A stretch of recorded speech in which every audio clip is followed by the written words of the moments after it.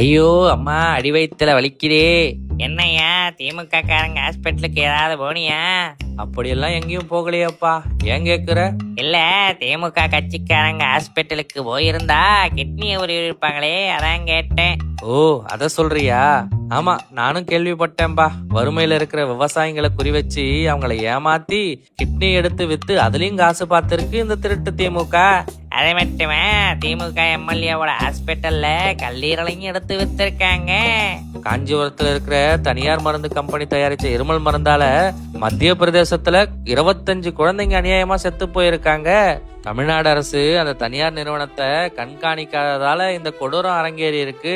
குழந்தைங்க குடிக்கிற மருந்து விஷயத்துல கூட அலட்சியமா இருந்ததா மத்திய பிரதேச அமைச்சரே தமிழக அரசு மேல பகிரங்கமா குற்றச்சாட்டை வச்சிருக்காரு.